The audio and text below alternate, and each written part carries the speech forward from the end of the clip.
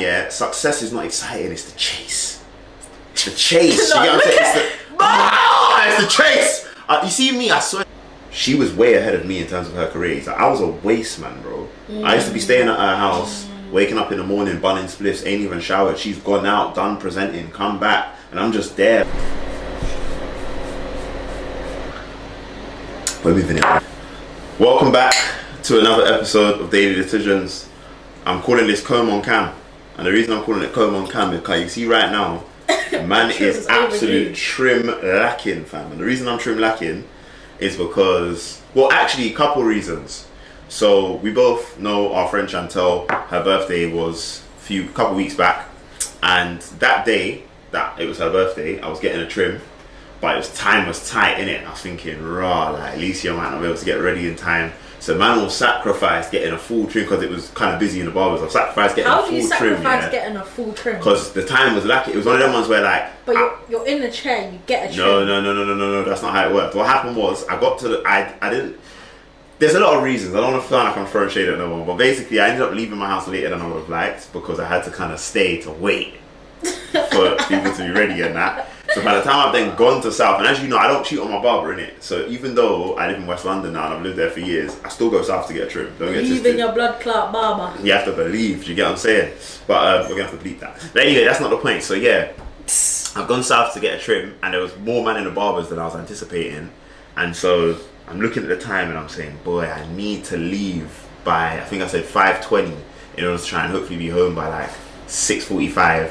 My clothes, I already said, yo, like, I'm like, my mum was coming to my house to collect Nova, so I said, yo, do you mind, like, just doing me a favour? I ain't in my clothes since I was probably about 10, do you get what I'm saying? But if you don't mind, do you get what I'm saying? Yeah. Like, it's there, innit? So anyway now, I'm like, going in the chair at like 5:10 or something, like, it was techie, so I said, there's no time for a full trim, just shape me up. But I know at the same time... What's a full trim? Is that the side? Fade, proper like so getting a full blown fade. How long does that take usually? Minimum 45. 25 to 30. Yeah, but you could... I feel like no, but this is the thing, I didn't want to be bad man and then make Alicia be waiting for me and then we're mad late for Chantal. But anyway, so long story short, I said I'm going to... Because I didn't want to be the one to be the liability in it. So I said, alright, cool, just shape me up. But I know I'm going on a holiday. Well, not holiday, I'm going away for a trip in like 2-3 weeks. So I said, I'll just firm it. I'll firm it. So I said to my barber, I'm just going to firm it in it. So now... So is this 2-3 weeks growing out? No, but remember, I only shaped up the other day. So this is technically grown out for like the last 5 weeks. I just shaped up like... Okay, so you didn't actually couple trim weeks back. Yeah, I didn't trim at all. Yeah. So you just got the line. Just the line. So, Ria, welcome to another episode of Daily Decisions. You don't look when you clink people, you know, I've noticed that. No, I do. No, you're supposed to make eye contact. You didn't do it just there. The evidence on camera. Run it back right now and do the edit. Look, there we go. So, Daily Decisions. Usually I'm really strict on that. Make sure you look people in the eye. Make sure you look people in the eyes, good manner. So, Daily Decisions, making sure that you can dominate one day at a time. So, we're going to dive straight in. It's my turn to put Ria in the hot seat. Ria, the person I would like you to guess was doing an apprenticeship in engineering outside of London.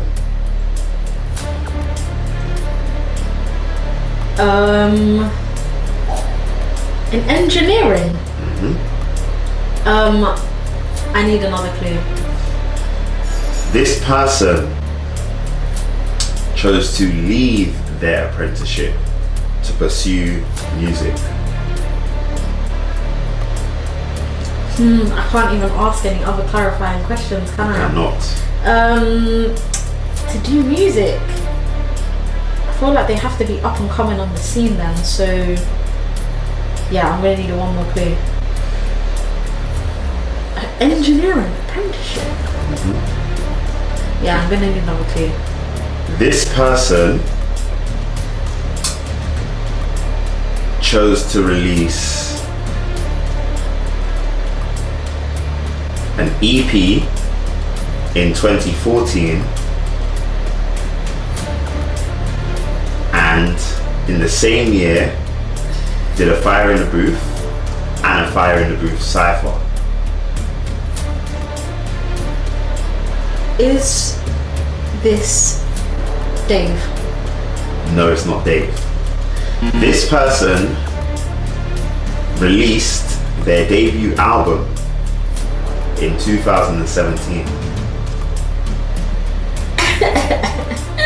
I want to ask the question, yeah, but just because me and Lewis have an inside joke, it's gonna be a little giggle, isn't it?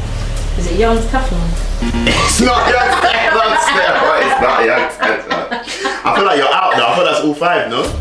Hold on, wait. Apprenticeship, left the apprenticeship. 2014. Okay, no, you got one more. I got one more. Yeah. So you can still get 1 point. Remember, I'm on like 3 or 4 points, you know, guys. This person did a freestyle outdoors in 2015 that almost went to the UK. That almost went #1 on the UK charts. Freestyle. Outdoors. I love how you just remember the years as well. Like, or did you? You must have done some deep research. No, I just remember kind of stuff like this. I remember stuff like this. 2015 freestyle. Outdoors. That's a big giveaway. Big giveaway outdoors. No, what you saying? No, you're taking the thing, man.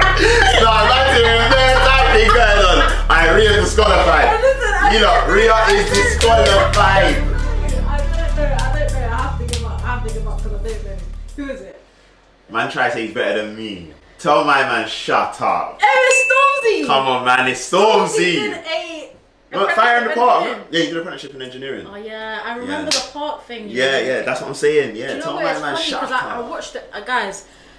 Just on Stormzy, I watched the vlog of his on TikTok the other day, and I'm really realizing how social media is changing the game because Stormzy is disciplined, you know. Mm-hmm. If you go onto Stormzy's TikTok page and you see one of the most recent videos he did, he's all getting up at like 6, going for a run, then going to the gym, then going to do what's that thing called, paddleball, then going to the studio, doing exercise in the studio, then going here, there, and everywhere, feeding his dogs. I think, does he have a dog? Yeah. His dogs.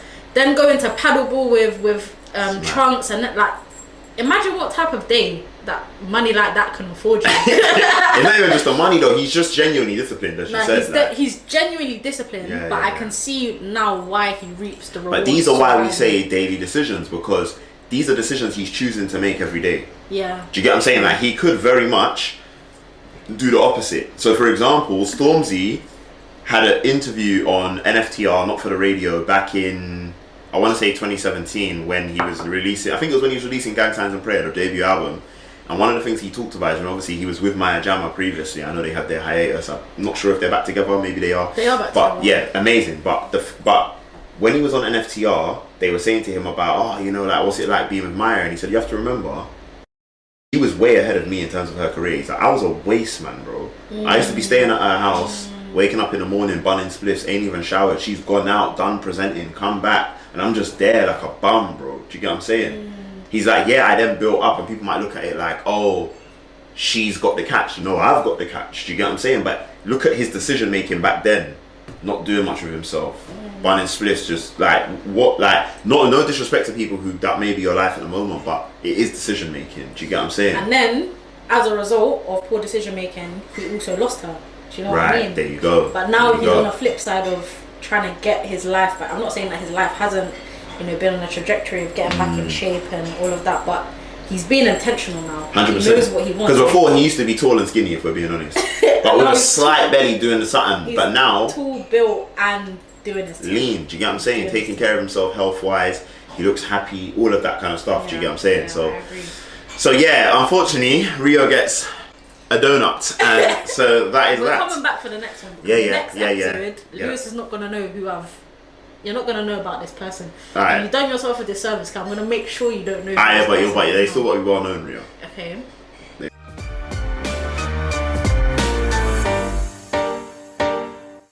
So Lewis, let's describe your week in 3 words. Describe my week in 3 words. Focused, changing, and disheartening to some extent. Really? Yeah. Why? Focused in the sense that I was super clear on what it is that I wanted to do. You know, obviously I'm part of the UOU mastermind with Eric Thomas, and some of the conversations had in the mastermind that week, this week I should say, were really helpful to help me think about like, well, what is it that I'm working on and working towards, you know, like I've got a coach in the mastermind who I hadn't really been with him before, and I think we've got very different personality types. Like, as you can see, I'm very sociable, very personable, very. Like, he does this. No, now I know it's 6 a.m. for them, 11 a.m. for me, so I'm at a different energy level because of the time of the day. But he will literally be in the call like this, Lewis. Then I'll say, yeah, so, you know, today I'm working on this, or yes, if it's like not on Monday, yesterday I said I was going to do this, this is what I got done, today I'm working on this, and he'll just go, Sally. And he just moves on. So he doesn't, that's how he is. You tell him what you've done, and you tell him what you're going to do for the day. You tell him what you got done yesterday and what you're going to do for the day. But whereas like, if I've been in a room with someone like E.T. before, someone more like that personality type, he'll be like, oh, okay, that's cold, yeah, like, so what does that look like, or da-da-da-da. Whereas this guy just like, and then moves on. Unless he feels like there's a lack of clarity. But I've noticed, I've learned how to kind of appeal to him a bit more, but the reason I use the word focus is because I think it's driven by his energy. He's very focused on, no, what are we here to do? He's not here for the faff. He's not here for the faff. He's not here for the fluff. bubbles. He's not here for the faff. He's not here for the bag along talking. He's on, what are we here to do? And more importantly, what you guys are telling me, does it align with what you said your 90-day goal is? And because so this is why I say focus. So he was like, yeah, I need everyone to send me their 90-day goal, and I was wondering what format he wanted that in, but we already have an application that they've given us in order to put our 90-day goal into. So I said to him, can I just export it from there and send it to you? He said, yeah. And I said, but when I do it, I've put milestones to each goal. So if I export just the goals, you only get 3 things on a document, whereas I'm sure you want to see each milestone under each one. So now you're going to get 3 exports. Is that cool? My man perked up now. He's like, oh yeah, like, that's dope. Actually, I think everyone else should think about how Lewis is doing it. And so I've noticed, when it comes to anything results focused, when it comes to anything systems focused, he's down for it. Do you get what I'm saying? But I say focus because I entered the week with that focus on those things, and I maintained said focus. But then this is where my second word, changing, comes in. As you know, there's a particular project that we're working on where we're working with some young people who have just started some apprenticeships, of which we're providing wraparound support. And one of them in particular has found the start very challenging for her. Nothing to do with the job itself. Like, she loves the job. She said it's an amazing environment. She's like, she understands how much they're doing to support her, but she's got so many complex challenges outside of work that means she often just needs support. And I'm so down for that. But obviously you can't plan for when someone needs support, right? Yeah. So I say changing for that purpose. And then disheartening is more just because, specifically when it comes to her, there's some news that she's got in this last week that I just really feel for her, man. And I just feel like she's so deserving of great things, but unfortunately, due to the way certain systems work in our country, due to some of the lack of privilege, I would say, she's had in life up to this point before becoming an adult, it's meant there's been a lot of challenges. And I would just say that, you know, it's just been disheartening to hear some of the experiences, but I still remain optimistic though, because in my mind, she's gonna get to the better side of this, and I'm so confident of that. So focused, changing, but still a bit disheartening at times. So however, optimism sustained. Disheartening, not necessarily for you, but your attitude disheartening for someone else, and also because of your life. And because, you know, the systems are what has led to that. It's not just the individual, it's not just people, it's also systems that people have created and systems that we have upheld that let people down. So yes. Okay, love that. Thank you for sharing. And yourself? My 3 words. I'm gonna say 1, recalibrating. 2, I'm gonna say a bit scattered. Ooh. And 3, I'm also gonna say, even though I'm saying recalibrating, I'm also gonna say realigning, because I feel like there's 2 ends of it. The reason I'm gonna say recalibrating is because over the weekend I wasn't in my usual environment. I was in somebody else's environment, and then when you actually come back to your environment, I feel like there's little things that people take for granted, such as coming back to that mess, and that mess, you're coming back like mess. It's almost like a bombshell when you want to just come back, you want to unload and you want to relax, but it's like I've got this to get done. And then I was also listening to a podcast on the way home, which said something about, you know, when you park a car and you park in, like, you go into a bay frontways.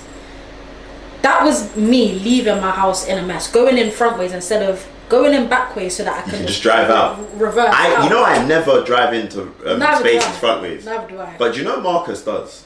I found it so scary the other day. I was with him. He always drives in frontways. I was like, bro, what are you doing? Like, I was really concerned. Like, I literally wanted to tell him, no, get out, let me park. Do you get what I'm saying? I was really concerned. But yeah, go on. So, I'd say recalibrating is just, for me, learning to prioritize it, not necessarily big responsibilities, but even the little ones, like doing your dishes and etc., because cleanliness is next to godliness, and when you come back into an environment that feels peaceful, that feels stable, that feels secure, you just feel better in yourself. And I didn't realize how much of an effect that has on your mental health. I wouldn't even say mental health, like, for me personally in that situation, wider generally, yeah, mental health, but in that moment I was just thinking, like, I really could have been doing something else now, and the energy that it's going to take me to do this, I don't even think I'm going to be able to do what I want to do afterwards, because it's just not looking right now.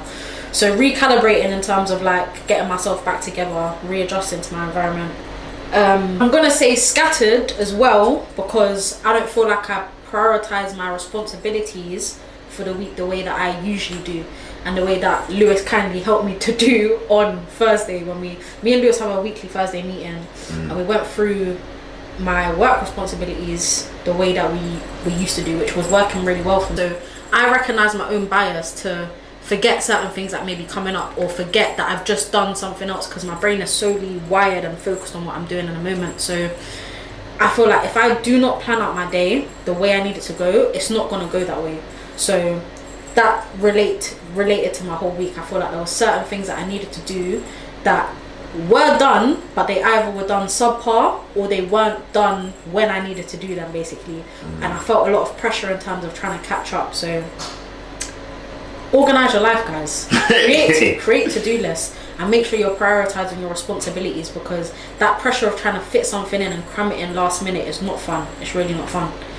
And my last one, realigning. The reason I say it's realigning is because as I got to the end of a good week, a scattered week I should say, I ended it well in terms of prioritizing the way my following week was going to go. Nice. Having like a reset on Sunday I just took in a little bit of self-care, little face mask, just a little bit of rejuvenation. Nice. And I felt better mentally, but also I knew that I was setting myself up for a good week, which was obviously, kick-started off yesterday. So yeah, that is sensational. And I think that the scattered one's interesting, because I can relate to that a lot. Like, you know me, I try and plan my week on a Sunday. See, if I enter the week and it's not planned, it's long. I have no idea what I'm doing. Like it's actually, like, I mean genuinely no idea. Like, I will literally wake up on the Monday and be like, what do I do? like who am I? Like, what like, the only thing I do know is I'm gonna get up, I'm gonna make fruits for me and my family.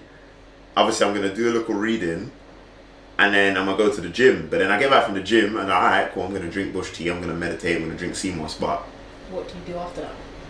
Okay, I'm gonna go into the office. What's the first thing I'm gonna do? Yeah. Might check emails for half an hour, but then, like, I will then obviously by that point know there are certain things I need to do, but I don't know if I'm doing the thing that's the biggest priority at that time, because I haven't planned it in advance. Do you get what I'm saying? And that comes down to systems, because I have a spreadsheet to log what things are the biggest priorities. I have Monday.com to log what things are the biggest priorities. I have all these different systems, but that hour on a Sunday is important to bring it all together, plan out the whole week, so I already know what's happening. And that's why I do that same habit with you, because I just know that no matter how much people like to tell you that they just like to work in their own way, I am confident that large percentages of people would prefer an approach like that. No, I'm so confident of that. So, but this is the thing, I feel like you have it, like having something that is structured is you working in your own way to a certain 100%. extent. I watched some guy's YouTube videos called Heinz. Some of you may know him. Have you heard of Heinz before? Heinz. He's got like dreads and he's always drinking tea in his YouTube videos. I'll show you him after. Okay. But Heinz said, like, even though he works in his own home, even though he doesn't work for anybody, even though all he does is record videos for a living, he still clocks in in the morning, and he clocks in and he clocks out, at 4, and then Saturdays is his day to chill and Sunday is his reset day. So it's like, it doesn't matter what like type of way you operate, you still need some sort of structure to be able to thrive in. So, you need structure, 100%. Yeah. Cool. Put your 3-word week in the comments below. As always, we want to know how your week was, and we'll follow up with you accordingly.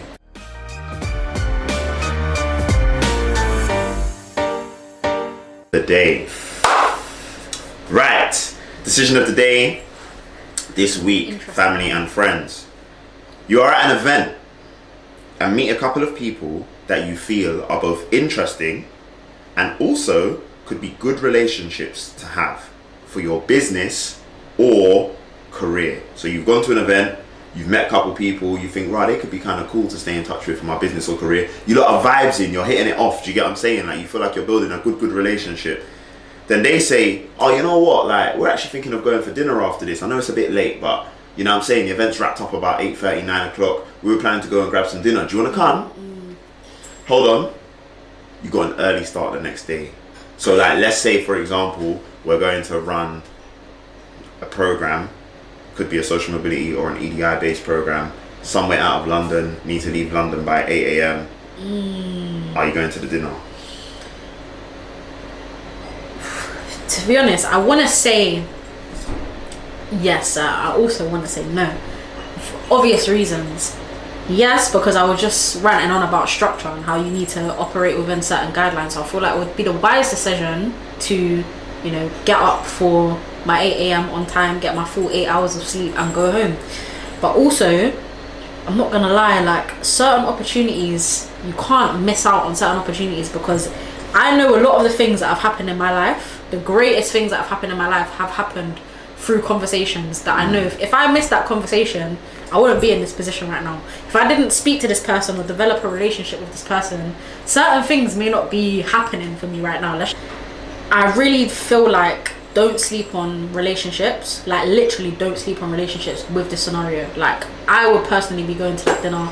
I'd probably, and as well for me, I'm not really that good of a conversationalist. I can get into conversations, but I find it awkward to put myself into the position where it's like, I want to conversate with this person or get into a deep conversation. So yeah, I feel like that's pushing me as well to step outside of my comfort zone, improve my communication skills. So yeah, my answer is I'm gonna go and risk, you know. So let's explore the opposite. So how could you say no to the invite but still maintain the relationship? So I think sometimes saying no is good, because then you come across as busy and you're not easily accessible. You know me, like, I'm a big believer in relationships. Like, Lewis plays hard to get. Yeah, no, but that's the thing. Sometimes you do have to play hard to get. Our biggest client right now, I played hard to get for 2 years. No, literally, like, another client. So another client that we were working with, I had done 9 months worth, call it a year, of training for their organization on different things to do with equity, diversity, and inclusion. As a result of the journey they were going on and talking about it, organizations they were connected to were like, oh my gosh, who are you working with on that? And they were like, oh yeah, 7PK. They were like, oh my gosh, can you put us in touch? And then they come to me, oh, this organization wants to be in touch. But I knew that organization was significant in terms of their influence, not just financially, but their influence. And I said to myself, not part of the reason I played hard to get is because I wanted to ensure that our sword was as sharp as possible, so that by the time we get there, we can slay the beast. Do you get what I'm saying? But I also was playing hard to get because if you're just easily accessible and freely available, people don't want you. It doesn't create gravitas. It doesn't create this idea of like, oh, we're missing out on something. Do you get what I'm saying? Think about like some of the things that you've begged to be a part of is because there's a fear of missing out. People queue up outside the shop to get different trainer brands. I ain't trying to promote trainer brands, but different training brands. People will literally wait until it says Beyonce's tickets are now on sale to make sure, because they know it's going in 30 seconds. Fear of missing out. You need to feel like you're missing out on me sometimes. So at times you have to say no to those things. Now, How you do that though isn't just, oh no, I can't make it, guys, sorry, but we'll meet up soon. It's, listen, I really would love to come. I've got this early start for a really important project, but here's what I'm going to do. I've got my calendar open. Open up your calendar. Let's just see when we can meet up again, and let's just schedule it in from now. It's true. Do you get what I'm saying? True. You get it scheduled in from then, and then you say, oh, and maybe the next one's on me, or something like that, if you're in that position. You might not need to do that, because the person that you met, they probably are in a position where they're willing to cover things, but you could say, yeah, I'm happy to get whatever. Do you get what I'm saying? Or if you don't want to include that, just listen, really looking forward to meeting and stuff like that. Let's do it then, if that works for you. Do you get what I'm saying? Have it scheduled. True, but then also how, like, for example, in your position, Lewis said he was playing hard to get for 2 years with a client. Like, how do you know that client's not going to turn around and find somebody else? They might. But you just don't care. No, but you know what it is? You have to understand, in life, what's for you won't miss you. If something's for you, it's not gonna pass you. Do you get what I'm saying? If something's for you, it's not gonna pass you. Secondly, you have to also understand what's for you won't pass you. That's sorry. He's not letting you drink him what he just said. What's for you won't pass you. It won't. So that person, that opportunity, that, you know, piece of food, if someone ate it out of the fridge, it wasn't for you. It wasn't for you. It wasn't for you. Take time with that one. But the truth of the matter is as well, if you do delay too long and let it go, there's also a lesson in that. Because that was a decision you made. Daily decisions. That was a decision you made. So now you learn for the future to say, don't leave it so long. Give you a great example. Another organization, of which someone who used to work for an organization before, who's seen me do EDI training, has moved on and gone to a whole new organization. In being there, one of the first people she suggested in terms of that organization needing EDI training is who? Lewis from 7PK. Had a conversation with the HR team not long before Christmas. They were like, yeah, can you send us a follow-up email with like a couple of questions that you think we should ask you to the team in order to be able to understand where best to pitch whatever training we might choose to go with from you. And I just was like busy, so just didn't get around to doing it. So I actually only got around to sending that email today. It's been weeks, literally, it's been weeks. And I did actually check in a couple of weeks ago to say, hey, did you still want me to send something over? Because I appreciate you might have gone with another option now. They were like, yeah, please do still send something. So again, I've left it another number of weeks before I've then sent something today. I was in the right vibe, I had more time on my hands, so I sent an email with like the graphic that shows the outline of the different training that we usually offer, as well as 3 questions I think they could ask the team. The response I got back today, so I sent that today, got the response today. Hi Lewis, I know we originally talked about March. It's probably a bit tight for March now, so we're probably just going to leave this for later on. We'll come back to you. But one thing I do want to say is we were really impressed by what it is that you talked to us about before, so we definitely will be coming back to you. You could argue I missed the opportunity because they were planning to do something in March and now we're not going to have that to do in March. But in my head, we might have done a one-off thing in March. Now I've sent you the overview of everything we offer, plus the significant... I might have just worded those questions so well that they might have gone, this can't be a one-off training with them. So we don't know. But you could also say, I fumbled the bag. If I fumbled the bag, I fumbled the bag. But guess what? There's a lot of bags. There is a lot of bags. There's a lot of bags. And to be fair, I feel like the fun part about it is not knowing whether you're going to get that opportunity. That's the best part. Let me tell you something, yeah. Success is not exciting, it's the chase. It's the chase. You get what I'm saying? It's the chase. You see me, I swear down, yeah. Like you see me, I love the chase. I love the journey. The journey, like this is cracking. Let me tell you something, yeah.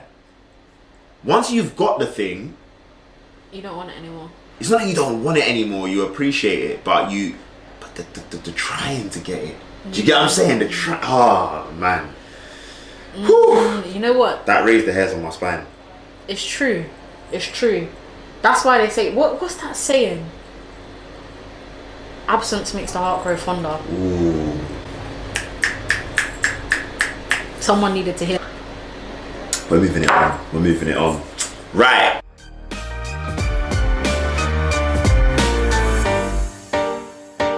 I told you I wanted to talk about this.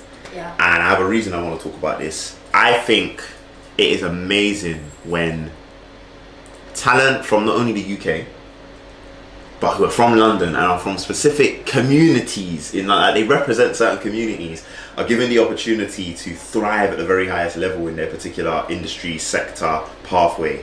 And I think it is fair to say that Daniel Kaluuya has done that. The man's already won an Oscar. Like that's just mocking it. Do you get what I'm saying? Like Donnie's in like his mid-30s and he's got the Oscar. Do you get what I'm saying? He's just at the point now like I'm just gonna be creative. So he took an idea that he had from like 10 years ago. Obviously the idea has evolved and stuff over time, but has now got to the point of releasing his first film that he wrote and directed, co-directed, because I know he did that with Kidway Tavares. And the film is called The Kitchen, and it stars Kane Robinson. I didn't know he directed that, you know. Who, Daniel Kaluuya? Yeah, he wrote and directed The Kitchen. Wrote and co-directed The Kitchen. So it's an idea he had 10 years ago, sitting in the barbershop of all places, funnily enough. He was eavesdropping on the conversations and people were having, and that led to him having a film idea. He, you know, did do a short of it, and then left it for a number of years. Obviously had a great career, and then now it's like, I want to pick that up again. So yeah, successfully put together a film which has amazing actors and actresses in it.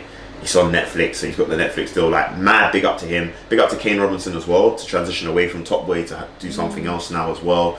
And everybody else that was in it, Backroad G, Cristal, like my man that was the his name's Hope Ipoku, I think so, who's this Jamie's next younger brother from Top Boy. He's in the film as well. Can't remember the guy's name. I think his name's Jediah, the guy that plays the boy in The Kitchen, so big up him as well. And Ian Wright, blood, yo, like Ian Wright's in the film and he smoked his role, if you ask me. Do you get what I'm saying? Do you know who else I see in that film? Some of you may know the Cabs family on TikTok. And the Cabs family, the daughter is in it. And I was thinking, wait, is that her? But also just looking at the Cabs family and how they've raised their children in, I'm not saying in the public eye, but you know, vlogging and all of that, just seeing how their children have grown, and now one of the younger girls has got into a role like that. It's nice. Sensational. It's nice to see. So the reason I wanted to bring this up, Ria, is because I guess the outcome gives us an opportunity to think about decision making in the context of this film, and I'll share some of my thoughts and I want to share yours. First decision, to take on the mantle of putting together your own film is not easy, so big up on the decision to do that. Big up on the decision to cast who you casted, and big up on the decision to do something that was, in my opinion, risky. To do something that's set in a dystopian world in the future, like, it's very weird. Yeah. It's not a safe bet. It's not a safe bet. So big up on that. Where I think certain decisions were lacking, the ending was very weak. That's what I think. The ending was very weak. I enjoyed watching the movie though. I did. I think the movie symbolically was amazing. For me, like, I was so locked into, I see what that represents, or I see what that's about, or I get the meaning behind that. Like, oh my, like, there were so many times I was like, for a long time I was watching it thinking this could be a masterpiece, you know. Then it got to the end and I thought, there was a bit of a lack of character development, in my opinion, in Kane's character, I think, as well as in the boy's character. I think there was a lack of character development. I think they could have arced their stories a bit more. I think there was character development, don't get me wrong, in Kano's part. The reason being is because I agree with what you're saying, but I feel like the coldness and then how he opened up to his son at the end did show some character development. But I feel like it could have been taken further. Yeah, I think that, as you said, I think there was some, but I just think they didn't go as far as they could have. And I also think there wasn't enough sacrifice in the film that didn't make us build a connection to the characters as deep as we could. Like, I think we definitely built a relationship with them. I think, you know, seeing the son lose his mother was enough for us to go, we can start to develop sympathy. For Kane's character, I think we developed some feeling of like, maybe he feels he's at a bit of a loss, but I didn't feel like he felt like he was at a loss though. I feel like he felt like, I've just got this person now. Son now. Yeah. But I didn't see him. We needed some moments where he's like maybe on his own or with others, going like, I really feel like I've been missing something all this time, or he actually felt like he was at a loss. But you know what? I feel like maybe that's what Daniel Kaluuya was trying to show. Like, maybe he just accepted that he had a responsibility and ran with it. Do you know what I mean? But I don't think in the real world that's what happens though. I think people do accept responsibilities and run with them, but there's still an emotional attachment to the responsibility. There's an emotional there's a why. We don't know the why. But how many like people stories have you heard of? It's like your child or someone finds out they have a child or responsibility that's quote unquote pard off on them, yeah, and they just accept it and they run with it. Not necessarily to say that they develop any more love for the child or for the situation, but they just accept, I have a responsibility now and have to do what I have to do. But then I don't know if that makes a great film, I'll be honest, and a great story, because then we don't know the why. Like, because it does. I don't think it's a strong enough why for us to really attach to. The other thing, I'm sorry to move off from this, but I just want to say it before I forget. The other thing is, I feel like, you see the little group that one could class as like a gang. They could have done more with their story. I feel like something needed to happen more than just the whole like, okay, you've got the police locked in now. Like, something needed to happen with their story. Maybe one of them needed to unfortunately get killed by the police, or something that was even more symbolic, like a police brutality thing. Like, something needed to happen, or maybe they need to just go on their own arc of like being able to make peace. I don't know what it was, but something could have been more done with them. Maybe even the son would have planned to fully join them. Something. Do you get what I'm saying? I feel like there was a lot of breadth, but the depth wasn't necessarily. That's it. Necessarily depthing. So for me, that's where I think they could have just done more with it. Do you get what I'm saying? Even Ian Wright's character, I wanted to know, how long has he been there? Why has he been appointed to do that role? Did he always used to do that? Was he a radio man before? Yeah, I wanted to know how. Like, how did he even get the equipment? I feel like something like that. Also, we don't know how the kitchen was created. That's where they could have used Ian Wright's character. They could have had Kano go with the son to his flat and have a reasoning. They sit down, they have a food, they have a... Do you get what I'm saying? Like, I want to know them things. Do you get what I'm saying? It's true. I never thought about it like that. But I did think... I feel like, guys, when you watch a film and you watch it, like, I can't lie, I really liked it and I was wowed to some extent. But I also feel like there's some movies you just say, wow. Like, you look at them and you're just like, wow. Like, I can't forget about that film. Do you know what I mean? So... what Lewis is saying, I feel like tying that whole story together would have made it wow. It had so much strength, but there was, it lacked a wow. So the outcome, the kitchen. Let us know your thoughts in the comments below. Also, we didn't even get you to share your thoughts about the decision of the day. So tell us your thoughts about that. Would you have gone to the dinner, etc.? But let us know in the comments. The kitchen, the dinner. Look at that, they connect. That's mad. The kitchen, the dinner. Yeah, exactly. Go right now after you. In fact, whilst you're listening to this, whilst you're watching this, go in the kitchen and cook your dinner, because some of you need to stop on the Uber Eats and Deliveroo routine as well. With that being said, we're now going to go into our final segment and close off today's daily.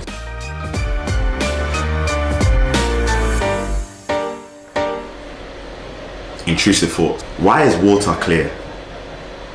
I was really thinking about this morning, like, genuinely, why is water clear? I know there are other liquids that are clear, but usually they are water based. But the point is, water being clear to me is representative. Do you know what it's representative of?